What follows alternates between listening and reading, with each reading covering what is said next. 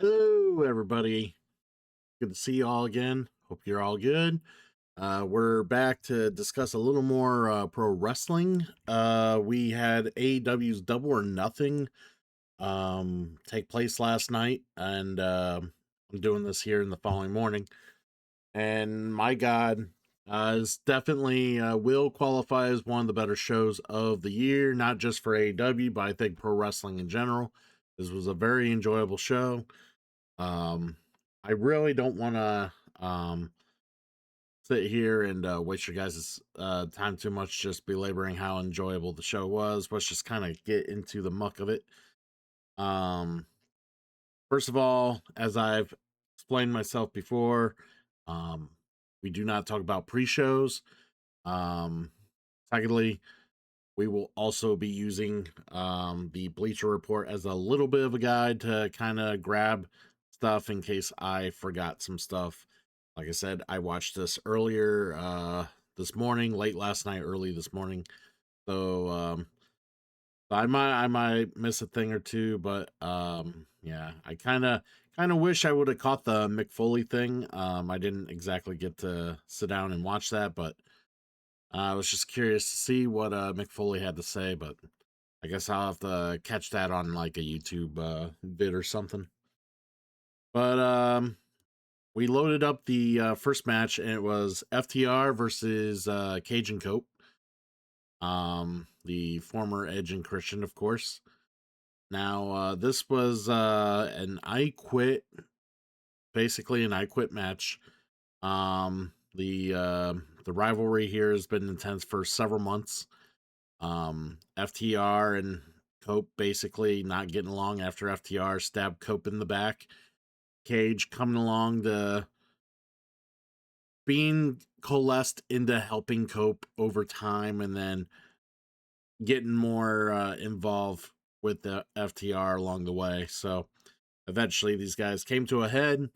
Um, there was overall, they gave this match a B plus. I would have gave it a Honestly, I would have gave it probably a B plus as well. I would have gave it a better grade if it wasn't for one thing, and we'll go over that in a moment.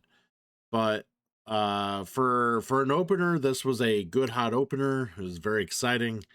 Um, Edge and Christian still can put on a great performance. Oh, my bad. Hope and Cage. But yeah, the match was more or less exciting. Um, Belts were whipped. We had barbed wire, a little bit of barbed wire. We had chairs, ladders, flaming tables. We had the nail bat. I forget what the name of the nail bat is. Um, Beth Phoenix came out and got involved. It was basically all sorts of fun stuff happened. All sorts of mannerisms and quotes came out of the mouths of the opponent of each said wrestler instead of the words "I quit" until the very end. Um, Overall, very enjoyable match.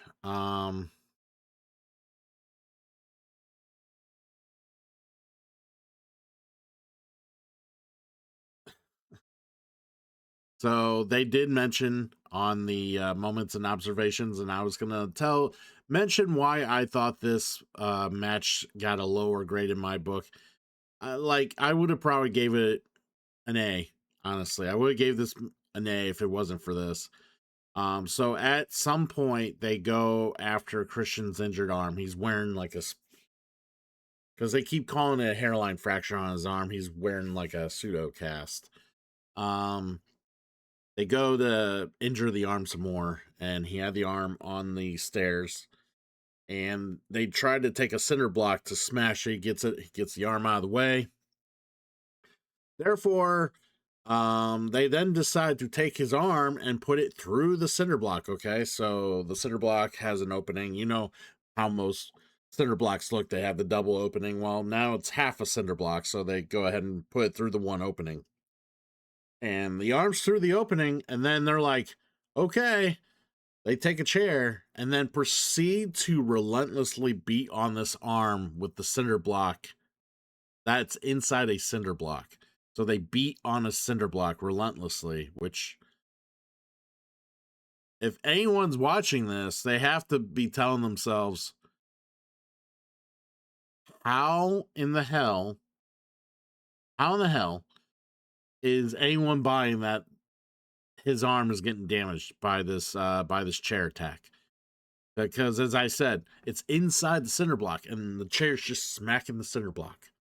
So like that kind of took me out of the match a little bit, and I was a little annoyed with that. I'm like, what the fuck are you doing? That can't possibly hurt. So unfortunately, the rest of the match came off like Millhouse. Awesome like Millhouse, and it just it was a very enjoyable match, in spite of that. So like I said, it would have been an A plus, or not an A plus. It would have been A instead, like the B that I'm grading it. If it wasn't for that spot, whoever thought that was a good spot needs to basically, um, just I don't know, have a general concept of what looks good in a hardcore match. For Christ's sakes, it was stupid.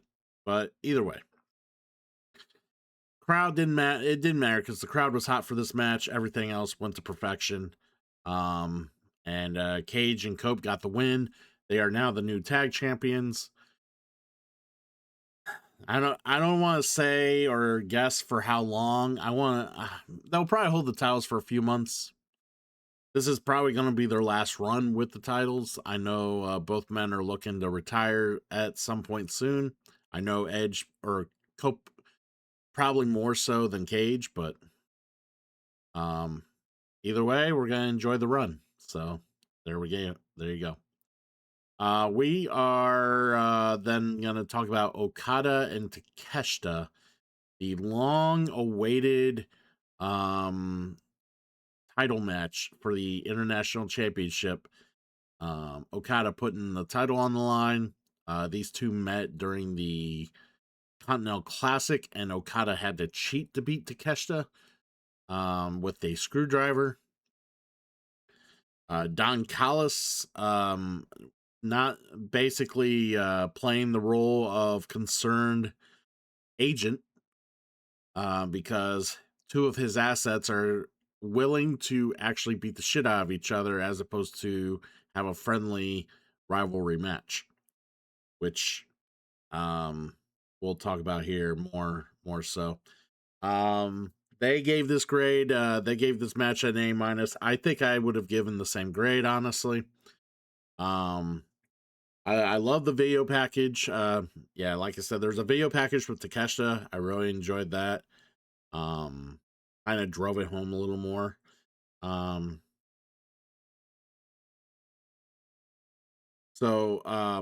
these guys had great pacing back and forth. There was so many times where Okada just really just looked so smug in the way he was dealing with Takeshita, which I really enjoyed and I found endearing.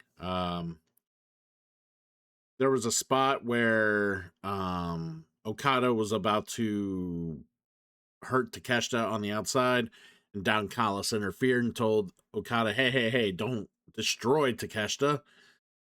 Just beat him in the ring, get him in the ring, just get the pin. And Okada heeded Don Callis' words. Well, in the midst of that transaction, Takeshita takes advantage of Okada and then um, gets the same warning from Don Callis when he's about to hurt Okada on the outside.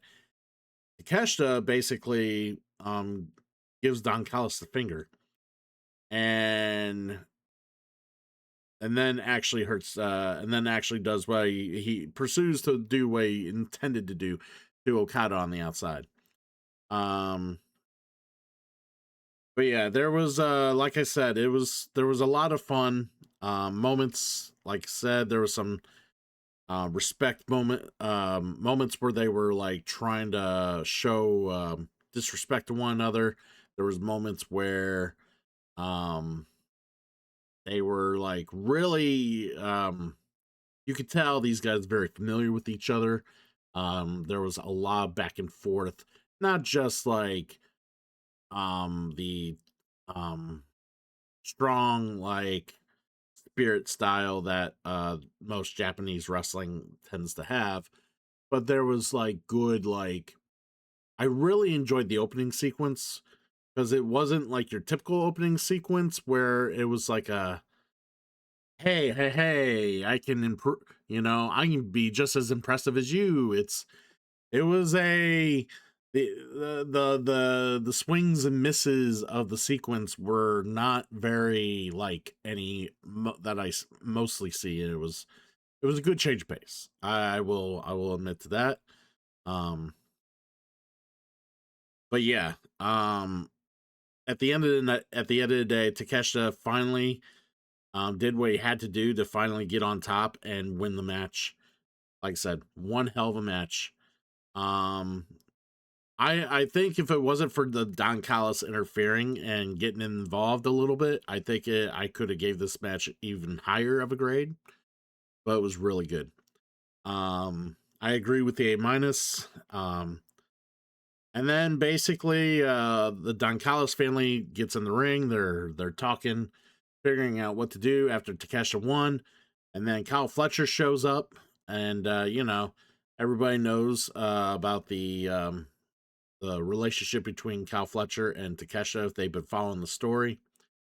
And Fletcher has been kind of like been on the fence about dealing with Don Callis himself. So Takesha's like, hey, me and you, we can just break free, just move on from Don Callis. And it seemed that way at first. And at the end of the day, it was not meant to be. Fletcher basically beats the crap out of Takeshita and just stands over him, showing that has come back to basically not only be represented by Don Callis still, but that he is coming after him and his intercontinental or international championship that he just won. Like I said, I think I would almost say this is the match of the night, but I think there was a better match, and we'll discuss that a little later. But this between the first two matches, I was already like, man, this is a really good show, you know. So next we have Athena, Mira, and Mina Shirakawa, a quarterfinal match for the Owen Hart women's bracket, and of course, man, AEW likes to do these tournament style like matches in the middle of pay-per-view cards and all through like the week. Like if they just did it on Dynamite and Collision, I'd be okay with that.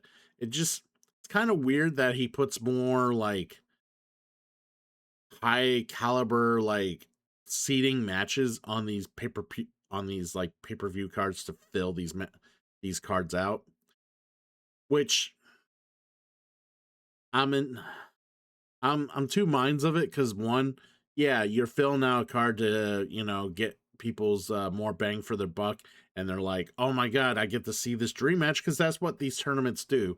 They provide dream matches that people wouldn't normally see under any other circumstance. Like, and we'll talk about like certain matchups like down the road. It's like, hey, we would probably never see this match other in any other way, and this is how we're gonna see it. But yeah, Athena and Shirakawa, these women were I again agreeing I'm agreeing with their assessment here. I thought this was a B quality match. They did look like they were putting on a hard fought match. Shirakawa looked pretty good for the most part. Athena always as you know as solid as ever in the ring. Um But the thing was that this match was there to kind of cool the crowd a little bit after like two real like high matches. Um I did like there was a spot where Shirakawa smashed into the LED board. So they had the barricades covered in LED boards all the way around the ring, and Shirakawa gets slammed into it, and or she got drop kicked into it, sorry. and the board basically went out, which was a cool visual. It's kind of cool to see that sort of visual because I'm sure they could have easily fixed that LED board, and just to be able to see that was kind of cool. Um, but yeah, as they also mentioned the fact that yeah, this was more of a match to kind of cool the crowd down, kind of bring people back down to earth. It's like, hey, this is just going to be some solid wrestling. Um, but I honestly wasn't surprised to see Athena get the win here. Mina Shirakawa, she's a pretty face and she's not half bad in the ring, but I just feel like in she's been currently her role in AEW is to eat pins on the regular as opposed to being pushed like an actual women's star. Which is a shame because I feel like she's got the beauty and she's got the charisma to be able to go higher on the women's bracket or the women's podium, but um or whatever you want to call it. But I feel like she should be higher on the card or at least being able to like be elevated to higher like title bouts. But she's doing she's doing solid on the mid card. And maybe when Tony Storm gets back, whenever she does, Mina will then be able to coalesce a little bit more. I never understand. I get the gimmick. Athena is the Ring of Honor world champ for the women's side. She's been the women's world champion over in Ring of Honor for over 1,200 days or some shit like that. She's the forever women's champion. At some point,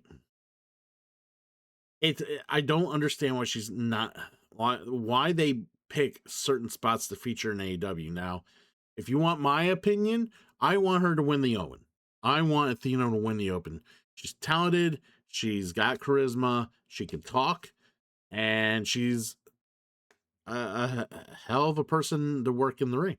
Like I just don't understand why they don't utilize her more. It's just so happenstance when they use her in AEW.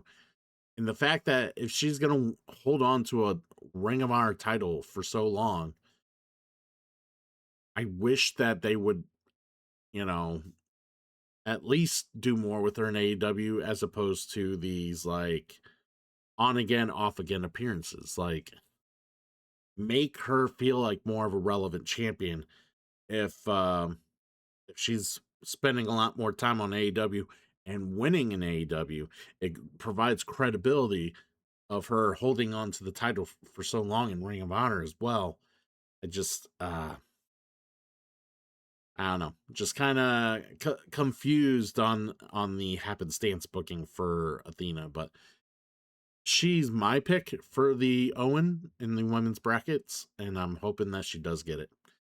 Um, we have the AEW Continental Championship after that. John Moxley defending against Kyle O'Reilly. This is I never understand this title because this is a title that gets put up for contention and as more of an award, more of a trophy for winning the Continental Classic at the end of the year. But on certain occasions, this title gets defended, and I'm not exactly 100% sure why they defend this title. Um, Often on and off again, if it's meant to be more of a prestigious award for a higher bout event, So to have O'Reilly go after and have a title bout or whoever, it doesn't even have to be O'Reilly. I just never understand like there's no real like rules. It's not like a pure championship where there's a specific set of rules or like I guess like um yeah, it makes no sense to me. It really doesn't. It's just Moxley has a title and O'Reilly wants the title, I guess. But either way, they have history. O'Reilly has basically gotten the best of Moxley in their feud. Several within the last several months. or maybe the last year. Let's just say last year, because a lot of that time O'Reilly has been hurt or unavailable. And Moxley, a lot during that time, was doing a lot of jobs and a lot of basically quitting to submissions because he was playing up the loss to Darby Allin sometime back, where he immediately tapped out to a Scorpion Deathlock. So Moxley had to play that up, as there was reasons that happened. So Moxley had to kind of play it up in the, in the near future after that, that he was losing uncontrollably to submissions to different wrestlers, and he was losing his footing within the Death Riders. And the Continental Classic was his rebound, and that's where um he has gained resurgence and confidence back within the Death Riders, and has got his foothold back within their good graces, and has been leading the Death Riders to well, I guess rebuilding Will Ospreay, but more on that. Um he's they basically have a very solid match here. Um my girlfriend's a big John Moxley fan, but she really likes the grit and the intensity of John Moxley, and kind of the overall way he wrestles. But the fact that he just basically wrestled a wrestling match, a technical style match more so, and not really didn't really get bloody or too, like, he didn't lean into his hardcore roots. I think she was very surprised by that, but she really enjoyed what she saw here. I did as well. I thought this was a very enjoyable match. What did they grade it? They give it a B plus. I'd give this an A minus. Kyle O'Reilly, honestly, he is a very solid hand. I do enjoy his work in the ring. I really wish he was a better character. Better on the mic, better at, speaking, um, better character. But maybe he can transcend, um transcend's not the word. Maybe he can get his character delivered through his in-ring prowess, like he always tries to do, as opposed to leaning so much on his other promo type skills. And maybe they can, like, build on top of that and be able to make him more of a competitor, as opposed to and he just hasn't had any consistency to build with that. He's been on and off again injured. He had the long neck injury, comes back, beats John Moxley in blood and guts, beats John Moxley in a no DQ match, I believe, or a Street Fighter. I don't know what it was called. And then in that match, injured again, takes a lot more time off, comes back, and uh, basically gets back into the way of John Moxley. And this I expected John Moxley to retain, and that is exactly what happened. Um, I guess they had a time limit draw.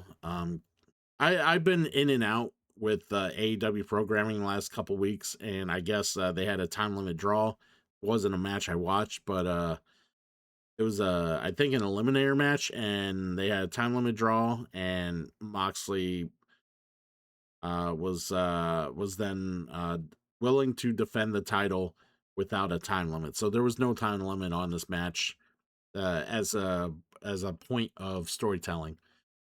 But it just yeah, I will I will say it did the match did feel slightly slow. They had a point, like they make a point here where it took a little too long for to match the intensity of their other encounters, which is true. That intensity wasn't there, but I don't think it had to be there. Um, John Moxley is not the same John Moxley Kyle O'Reilly met months prior. Kyle O'Reilly's not the same Kyle O'Reilly John Moxley met months prior. They're in different places at this point, and again, yeah, they had to refamiliarize, with themselves, like kind of the ebb and flow of how they work together, and how they how they were going to handle one another. And in a sense, I enjoyed what this match tried, the story this match tried to tell. And I honestly, yeah, Jim Ross joined the commentary for this match. Oh my God. And Jim Ross didn't remember John Moxley was the champion and basically said John Moxley was the new Continental Champion. I don't know why they keep bringing Jim Ross in for commentary. I get it; he's a legend. They want to at least spotlight him one or two matches at a big show or whatever. But at this point, it's like, can the guy just retire? Can we just not bring him in? Like, you got plenty of other announcers coming in and out through the announcers booth. Do not need Jim Ross. We do not need to have him there. He's great. He's a great legend. He's not great now. Okay. We do not need Jim Ross. Um but yeah, just there was just so much intricacy in this match that really sold this match for me. Like I said, I gave this match an A minus. They gave it a B plus. It was great. It was enjoyable. Definitely, yeah. Again, can't complain about John Moxley. He's at the top of his game. He's super good. And it's amazing, like, when it comes to like former Shield members. Like, I think he's the most interesting to watch out all three. I mean, I know some people say Roman Reigns is, top dog, and yeah, Roman Reigns is very good right now. But it took Roman Reigns several years to get there. Moxley's always been more or less good, and he's gotten better, and he's been, I mean, like I said, one of the best to do it right now. And just yeah, this match is a fine example of that. Next we have Owen Hart qualify quarterfinal matches for the men's side. We have Samoa Joe against Will Ospreay. Ospreay is currently in a storyline where he's being rebuilt and repackaged in a sense from the Death Riders, and they're kind of taking responsibility for the injuries that they gave him when he took time off the shelf because of his took time to be on the shelf due to his neck injuries. Um, Now they're kind of taking responsibility on fixing him and bringing him back to speed, and he's in the Owen now, and he got paired with Samoa Joe, which is not the most which is not really the draw you want in the first seed of any given tournament is Samoa Joe. But Joe is Joe for a reason. I can never, there's hardly ever a time I will ever complain about a Samoa Joe match. Samoa Joe made Ospreay look fucking fantastic in this match. Um, they honestly, everything felt good, smooth, and enjoyable. Um, I don't really want to sit here and belabor how great these men work together. You can just pretty much imagine it. I say go back and watch this match. It's one of the best matches of the night. They give it an A minus. I gave it an A. Yeah, just hands down, very good. Um, Yeah, there was a brutal spot where Joe sent Osprey into the barricade. Yeah, that did look pretty rough. I was like, holy shit. And there's been a couple of those spots throughout the night where some spots just happened, and I was like, ooh. It was like, really, that happened. But yeah, it was a pretty enjoyable match.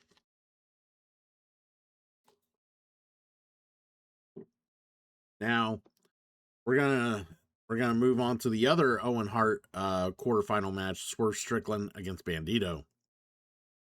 Now, Strickland has felt the need to show how how dangerous he could be by vertebraking Bandito. I think that's what it was. He vertebrake Bandito into a chair at the end of Ring of Honor, whatever the last Ring of Honor event was, and Bandito defended his title. I can't remember what the event was, but Swerve Strickland basically dropped him with the vertebraker through a chair, and Bandito was obviously selling that by having kinesio tape on his neck and upper back, and so I have to say this match they gave it a B plus. I thought this match was probably the best match of the night. Strickland looked like he was dangerous and ready to step up another level. Bandito had the fire in him and really showed that he is a man capable of not only being the Ring of Honor champion but being something more in AEW as well. Um, Seriously, like there was so many good matches on this card. You could have easily said Osprey and Joe was the best match. You could have said Okada Takeshita was the best match. Um, yeah, you could have said um, Moxley and O'Reilly was the best match. There were so many good matches in this um, on this night. I gave this one an A as well. I thought this was the best match of the night by far. Well, like as far as I'm concerned, it was the best match of the night. Just it was hard to tell who was gonna. I think that's what it was. I was so drawn in because I didn't know who was gonna win. Was it gonna be Swerve? Was it gonna be Bandito? Because Swerve doesn't exactly have a strong program. He just wants power, and it would have been great to see Bandito just strip Strickland of that power by eliminating him, and then seeing Strickland screw him out of the rest of the tournament after. But instead, they're going to have Strickland run the gauntlet. He got the win over Bandito, and he's going to move on in the Owen. There was a lot of impressive spots. And I mean, I can go on about some of the spots I saw, but like there was, again, this was they were on top of each other throwing hands the second the bell started, and it was fun all the way to the finish. Like I said, this was the uh the match that grabbed me the most when it came to best match of the night. So um yeah, again, I can't belabor enough how good this show was. All right, so again, this was a great show. However, one of these matches has to be the worst match of the night, right? Even though still a solid match, one of these matches have to be the worst match of the night. That goes to the women's four way, and I hate knocking on the women like when I like say a women's match the worst match of the night because women's wrestling gets that stigmatism, and I hate having to claim the worst match of the night being a woman's match, but it was. I hate to say it, but it was. Um, and don't get me wrong, this match was still halfway decent. It was still decent. Yeah, like they gave it a B plus. I gave it a B. Like this, like I didn't really complain about. Like there was nothing to really complain about this match, honestly. Um, I guess why I feel it was the worst match of the night because I just feel um it didn't I couldn't bring myself to care as much about this particular match compared to a lot of the other matches. Just wasn't as invested. And secondly, I also didn't feel Thekla was going to lose her title to any of these three people. And she did not. She obviously kept her title. Um, but I think they're gonna continue with Sheeta and Statlander being at odds ends with each other. Maybe Thekla gets a one-on-one match with Hayter down the road. Um, but yeah, I thought overall they basically had a fun match here. Thekla, of course, looked great. Um, it was nice to see Hayter do a very impressive Haterade. Man, it looked good. Um, and of course, it's nice to see Sheeta in the mix again. You know, in the women's division because there was so much time where Sheeta just hadn't been around. But I would have to say when I'm watching these people wrestle, Sheeta is probably a step below the other three. In my opinion, Sheeta comes from a time in AEW where the women's wrestling was not very good, and they were limited with what they had to work with for a women's roster in the early days of AEW. And she comes from that era. She was one of the best they had at that time. Now it's kind of like what people say about Britt Baker. Like, she was okay then. Now she just doesn't really hold up. It's kind of like watching Brie Bella wrestle the modern women's roster nowadays. She just it just doesn't. She looks out of sorts and doesn't look like she belongs. Sheeta kind of feels the same way a little bit when I watch Sheeta. I'm not trying to really slander or hate on her. I just you could tell she just seems like she seems out. Like the one, like if you had to say play the which one that don't belong, and if you played that game and saw these four, you would obviously probably pick Sheeta. And that's like I said, it kind of sucks. I'm knocking on her. It sounds like I'm knocking on her, but it's just she's just not at the level of the rest of them. It's evident. And I don't know, maybe she can work with these women and improve, or if she just will never be good. And that's, sometimes that's gonna be the case. Next, we had the Stadium Stampede. We had 7 versus 7 action. All these people everywhere. Now, there were some obvious caveats to this match, and obvious caveats overall that I noticed until the very last match of the night. One, in this match, it's Stadium Stampede match, so you expected these guys to go all over the building, right? And all through the crowd and this and that, okay? Well, they did go through some of the building. The biggest thing and biggest note here is that they did not fight in the crowd or through the crowd. And there's a lot of different stadium stampedes or anarchy in the arenas where they do fight through the crowd. This was not one of them. They did not fight through the crowd. I guess apparently uh, the New York State Commission, or I don't know if it was the people who owned the building they were in or what, but they were not allowed to fight through the crowd, and they were not allowed to bleed.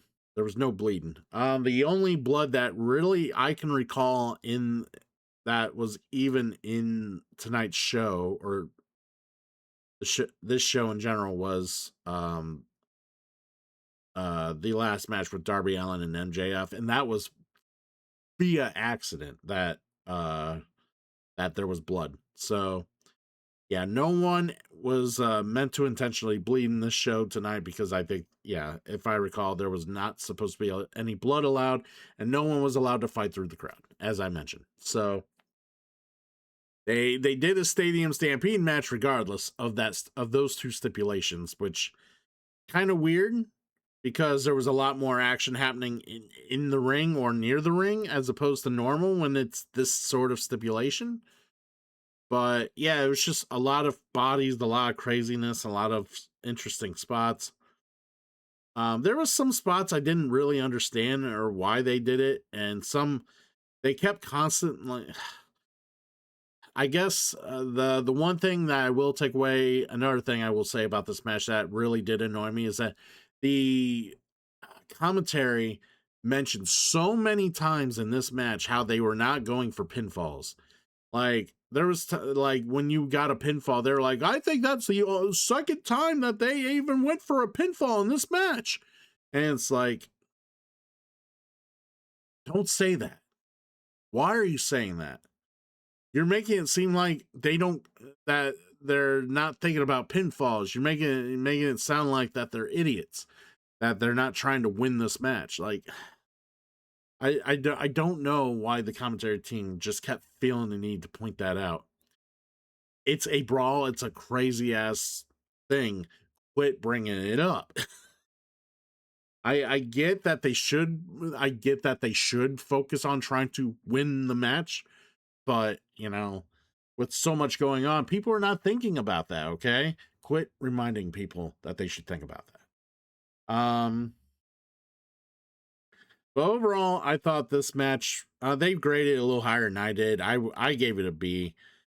Um, my problem with a big match like this is while it's big, wild, and crazy, so much of what happens gets lost, and so it's hard to highlight everything. And there were some things I saw in this match I just didn't understand, but there was things I liked. I did like a lot of standout moments where they interacted with some other parts of the AEW locker room or roster, and they happened to have their moment in the Stadium Stampede, like a Luchasaurus in the crowd spitting at Andrade, or a Luthor showing up at a door that Jericho opens and hands him a tennis racket the size of Ricochet. Um, but yeah, there was some cool parts. Yeah, like Leo Rush helping Lashley, Satnam Singh getting involved in the fight, which ended up becoming a food fight and catering when they were in the catering area. Um, it just yeah, there were some weird other like spots that I wasn't 100% like why did they do this spot when the payoff just obviously won't be there. Like they had Jack Perry crash the fucking jungle bus into a bunch of golf carts, and I think it was what was it? Mark Davis was supposed to be there, and they made it seem like Mark Davis was getting ran over by a bus. But it's like, how you supposed to pay that off, you know? Obviously, you assume they missed, and then like a couple minutes later, you see Mark Davis out near the ring, just kind of doing his thing, and it's like, okay, so I guess they, the announcer was like, well, I guess he didn't get ran over. It's just like that was so dumb. Why was that even the spot? Anyways, um, they had some opening promo packages for both these teams, which was kind of cool. I thought that was a fun little encapsulation of both teams. But it was just a crazy match. Overall fun. I give it a B.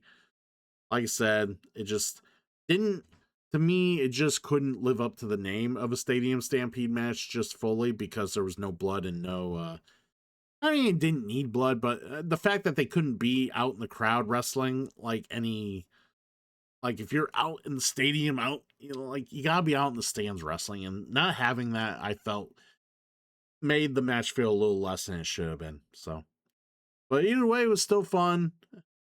Glad glad Team Jericho won, I guess. They had a great time picking on Ricochet, and everybody in AEW. If you're coming to AEW, one of the things you look forward to is Ricochet getting the shit beat out of him left and right every week. Now it's kind of funny because that is the one thing people got tired of in WWE was Ricochet getting the shit beat out of him left and right every week. In AEW, people come for it and people crave it. It's yeah, I love the irony in it when it comes to pro wrestling. I swear. Um, so the last match, Darby Allin versus MJF. We had title versus hair. Darby loses, he loses the title. MJF loses, he loses his hair. Um, this was a um nice little back and forth match. There were some pretty sick spots that I won't delve into, but it was fun overall. They gave it a B plus. I think that's the grade I would give it to, B plus. Um, there were, like I said, they're elaborating on some spots there that were pretty brutal, and I will say there was some pretty brutal spots. But hey, it's a Darby Allin match. It's not anything that you wouldn't already know going into this match. But it was I did mention Darby Allin was bleeding in this match. There was a spot where he landed and he ended up getting cut in the back of his head. It was pure accidental. It was the only blood spot of the night that I recall, which sucks because, it just unfortunately yeah, that's where I was gonna go with that. Sorry, I kind of lost my thought there. it just kind of made you realize that, oh crap, no one bled all night. That's where it dawned on me. It's like, oh man, they weren't supposed to bleed. And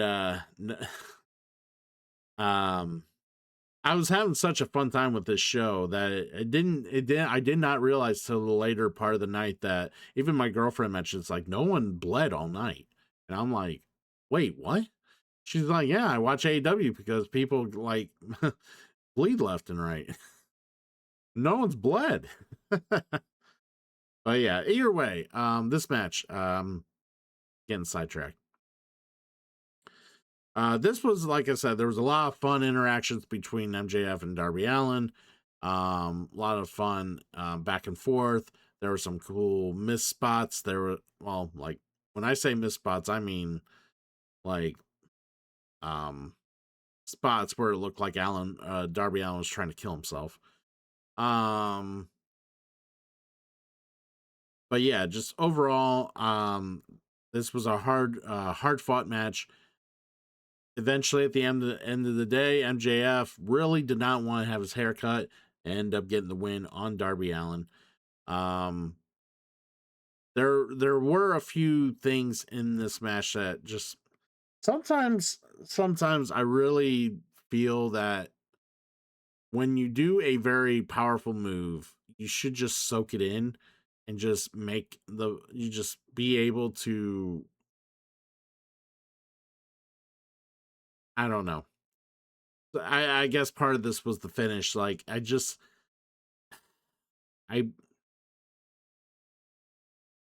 I guess sometimes MJF's just known for doing a little too much extra on top of doing certain things, and it just you see more of that here, and it kind of annoyed me a little bit to where I did grade this a B plus. Could have been an A minus match or so forth, but yeah. Again, those little nuances, the little extra BS that you don't really need in a match. MJF is like known for that, and I just can't like why? Why are you